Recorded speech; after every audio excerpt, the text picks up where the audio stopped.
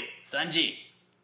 What's up? So after I finished my One Piece review on Thursday, people were spamming the comment section with this theory about why Sanji is wanted alive. Now, technically speaking, that was not part of the chapter. It's a theory that is still to be confirmed. So I didn't skip anything. But at this point, the theory is just so fucking popular that it's impossible to talk about 801 without mentioning this theory. I don't know who the original guy who mentioned this theory was. I really don't know. All I can tell you is the videos that I've seen of people discussing this theory at length have been a guy called Alpha Too Late, with the number Alpha Too Late 17, and then Roger Base. I've seen their videos. Now there are different variations of the same theory, but essentially what the theory is about is that the reason why the government wants Sanji alive is because Sanji is somehow secretly related or has a relationship or is a relative of somebody in the higher ups of the One Piece world.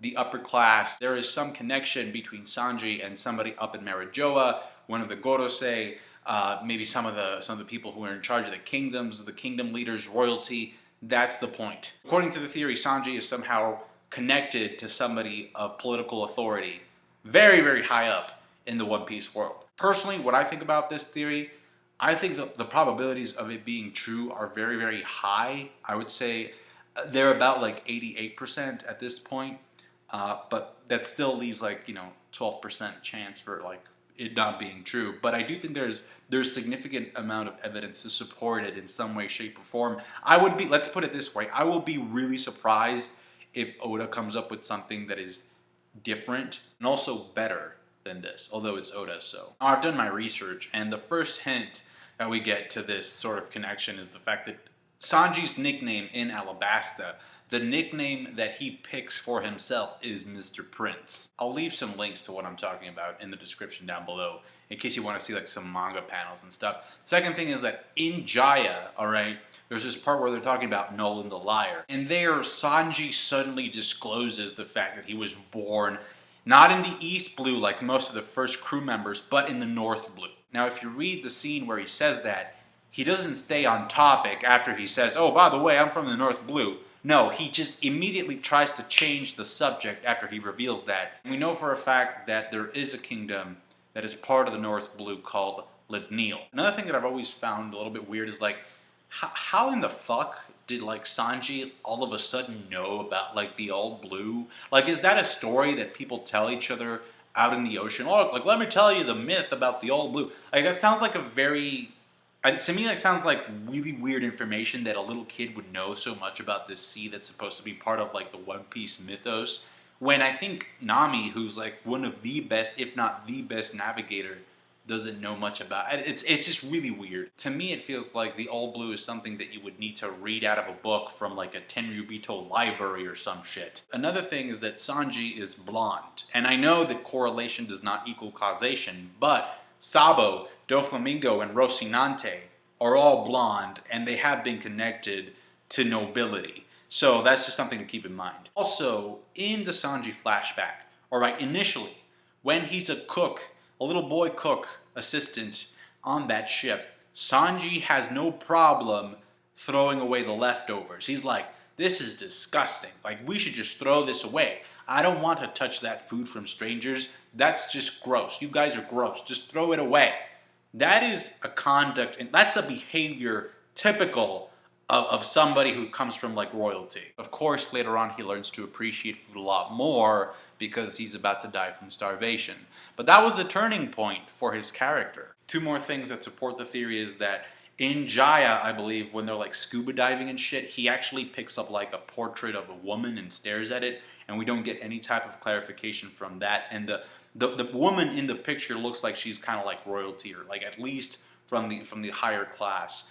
And then finally, when he's about to sacrifice himself for Zoro, in the place of Zoro, when he's facing Kuma, he does say, as of right now, I know I may not mean much, but mark my words, I'm going to be, out of everybody in this crew, I'm going to be the one who's going to cause the most trouble to the government. Now I'm going to shift gears here and try and question the theory a little bit more than I've been doing. So The first point here is that I know I've heard a lot of people talk about Sanji's picture, that beforehand, because it was a sketch, people really didn't identify him. So the government really, they didn't have an idea of who Sanji was. But now that there's an actual picture, now like, aha, we want this guy alive. But at the same time, you have to remember that the bounty poster is not just a picture, it's also your name. So unless they didn't know who Sanji's name referred to, then I guess that makes sense. Another thing is that if you watch the episode when we get the bounties after Enies Lobby, all right, the photographer who takes that picture, or like tries to take the picture, he basically says that we are to understand that the reason why he ended up sketching the picture is because he had the lens on his camera on. It wasn't because Sanji was hiding his face. In fact, take a look at this picture here. I mean, just read the subtitle there. It says like, why am I the only one with a drawn picture? All right? He's like super upset. So unless he's like lying and he's a very good actor, it seems more like this picture was kind of like, it really was like a joke, and it was kind of like an accident more than something intentional. If in fact Sanji has royal blood, okay, and he at some point in his life, in his childhood, if he lived in Marijoa, let's say, because remember, the Gorosei, they live in Marijoa. So let's say that at one point Sanji was a part of the Marijoa, the Holy Land Society, all right? And he decided to leave, or he was kicked out, either because something happened with his family, or maybe he refused to hit like a female slave or something. Either way, he got kicked out. The thing here is that if you get kicked out, if you decide to leave the Holy Land, that's it. You're done. There are no second chances. You just can't come back. That's what happened to Doflamingo's dad and his family.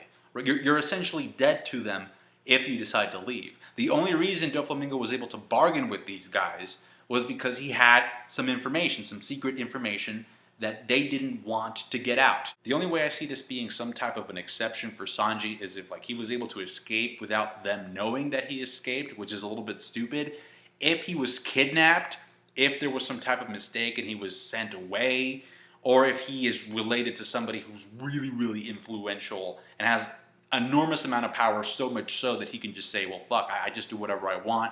Fuck the rules. Now, could that person be the blonde Gorosei?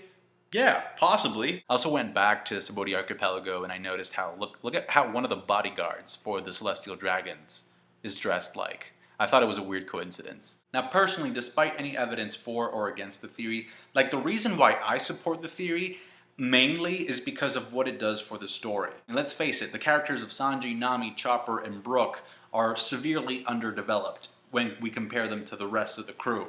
So how can we develop a character, in this case Sanji, and you know, make the story kind of like align itself more towards him and make that interesting for the readers? Now, this is a very simple narrative technique, and that's that you reveal something about that character that was previously unknown to the readers. And so you make the character deal with the shit from his past in the present. So to me, that makes perfect sense. Another thing, the fan favorite arcs in all of One Piece are Enies Lobby and Marineford. All you have to do is go to Google, type favorite One Piece arcs. Enies Lobby and Marineford are at the top.